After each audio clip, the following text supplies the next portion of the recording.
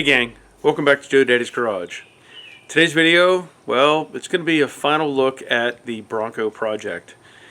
Now there's about 10 or 11 other videos in this series, and if you're at all interested in seeing what had to be done to make it look like this, by all means go back and check out those other videos. Now of course this body came to me built by somebody else, so there are things that are a little out of my control. I did fix some issues that were part of the assembly process, and there's just other things that I just can't control.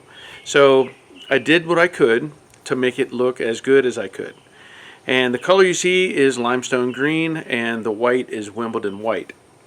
So the vehicle came to me basically in weld through primer and also EDP coating, and I went ahead and sanded everything and sprayed it with epoxy, and then from there 2K high build primer, and I did 2 rounds of that, and then I went up to the base color you see right now. So this is PPG color, this is limestone green, and also I used Omni Plus clear, and I sprayed it all with the Master Pro 88 spray gun. I ended up using it for both base, well, I used it for primer, base, and clear. I had a problem with my regular clear gun, so I by default used the Master Pro 88, and it worked out, so I'm pretty happy with it. So I'll take you on a little walk around, let's say, and you can take a look at it and see what you think. So overall I'm pretty happy with the paint job and how it looks. When I first started doing this, the plan was just to get paint on it, and the owner told me he was going to be taking it off-road, and that's fine. I mean, that's what these things are made for, so that's all good. So after spraying it, I had to take out some runs, clean up some runs, and I decided to color sand and buff. So as you can see in the reflection, it turned out probably better than expected. Not to say that there's not flaws.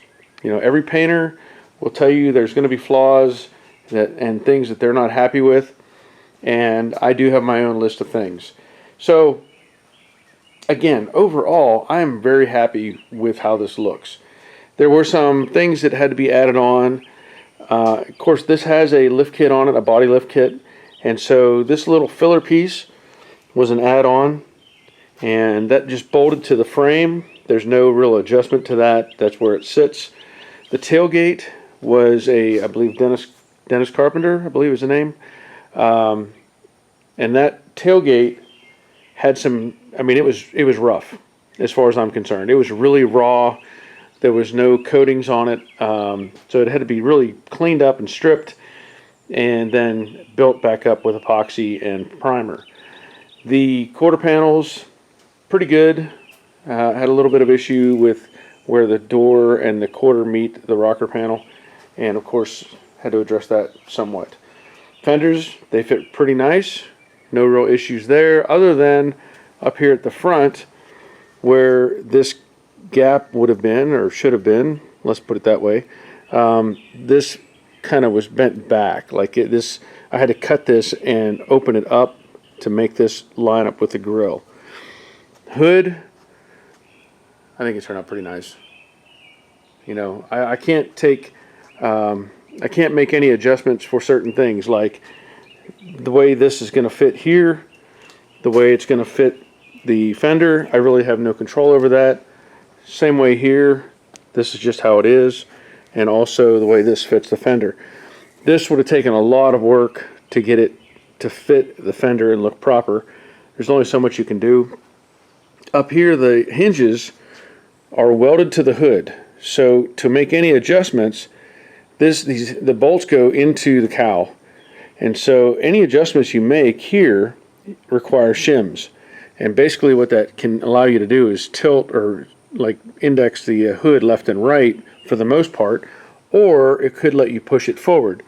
So overall it's short here, but it's really close here, and the challenge of course is trying to get gaps.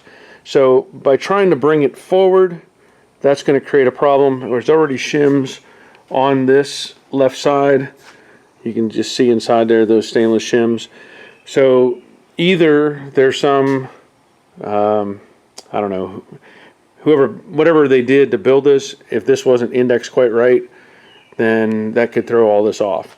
So again, it's something I have very little control over. The doors, fantastic. Really didn't have to do anything to those.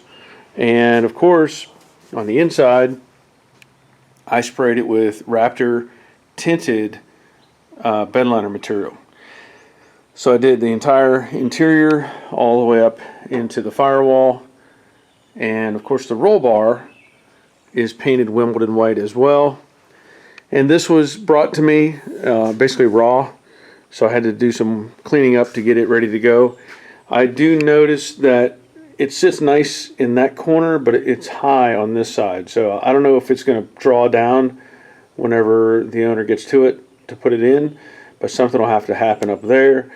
And then the other thing that has to be dealt with is getting the dash in. So I'm not overly familiar with these vehicles, and I don't know what it's going to take to get the dash in, but it has to go in behind this. So that could be a challenge. Other than that, the other thing, oh yeah, on the bottom of the grill, there is a filler piece as well. And this is a bolt-on. This is to take up the space for the lift kit. So that worked out really nice. Yeah, that's about it. Now I can open up the hood and show you that the underside of the hood is sprayed with Raptor liner as well. And well, I can show you. It might be a little dusty. So here is the Raptor liner sprayed on the firewall and the rest of the engine bay, including the radiator support. So all that's covered. Again, it's a little bit dusty, needs wiped down. And the cowl is painted body color. The underside of the hood is also painted body color. So there's no prop on this right at the moment, and I think the owner is going to put lifts or hydraulic cylinders that'll help open and close the hood. So yeah, that's it. That's the Bronco. Again, limestone green, Wimbledon white. I did paint some gas caps to go to match that. There's going to be a stainless steel license plate holder here, and the owner is going to take care of all that stuff. So yeah, I'm pretty happy with the end result. Well, that'll be the end of this video and this series. The owner's going to finish it, put all the other components in, the engine, the wiring, the seats, and all that fun stuff. You know, I've not done a Bronco before, and while it did present some challenges, I'm very happy with how it turned out. My focus moving forward is going to be the Cobra Jet project that I have up on my lift right now. And if you haven't seen my videos, if this is your first time checking out any of my videos, I suggest you start looking at all of the others. I probably have over 1,000 videos on YouTube, and most of them deal with Mustangs or classic cars. I have some repair videos for basic maintenance, doing brake jobs and all those sort of things. But yeah, I have a lot of videos, a lot of content on YouTube. At this point, I ask that you put a thumbs up on this video, leave a comment, let me know what you think about it, and I want to give a shout out to my patrons who continue to support me.